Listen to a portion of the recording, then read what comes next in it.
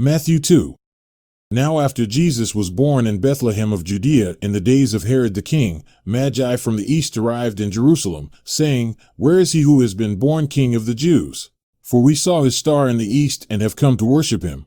When Herod the king heard this, he was troubled, and all Jerusalem with him.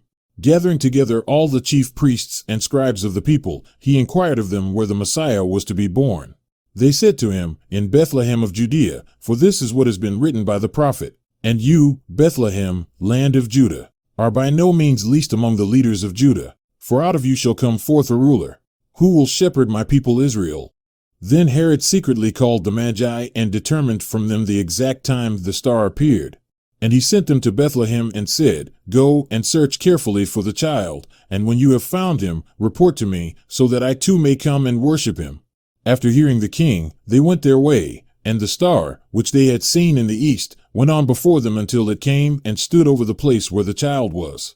When they saw the star, they rejoiced exceedingly with great joy.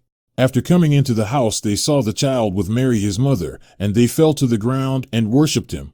Then, opening their treasures, they presented to him gifts of gold, frankincense, and myrrh. And having been warned by God in a dream not to return to Herod, the magi left for their own country by another way. Now when they had gone, behold, an angel of the Lord appeared to Joseph in a dream and said, "Get up, take the child and his mother and flee to Egypt, and remain there until I tell you, for Herod is going to search for the child to destroy him." So Joseph got up and took the child and his mother while it was still night, and left for Egypt. He remained there until the death of Herod. This was to fulfill what had been spoken by the Lord through the prophet, "Out of Egypt I called my son." Then when Herod saw that he had been tricked by the magi, he became very enraged, and sent and slew all the male children who were in Bethlehem and all its vicinity, from 2 years old and under, according to the time which he had determined from the magi. Then what had been spoken through Jeremiah the prophet was fulfilled. A voice was heard in Ramah, weeping in great mourning, Rachel weeping for her children.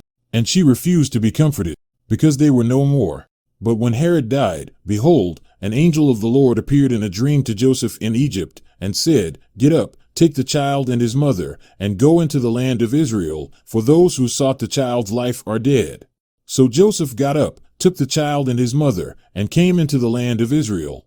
But when he heard that Archelaus was reigning over Judea in place of his father Herod, he was afraid to go there. Then after being warned by God in a dream, he left for the regions of Galilee, and came and lived in a city called Nazareth. This was to fulfill what was spoken through the prophets, "He shall be called a Nazarene."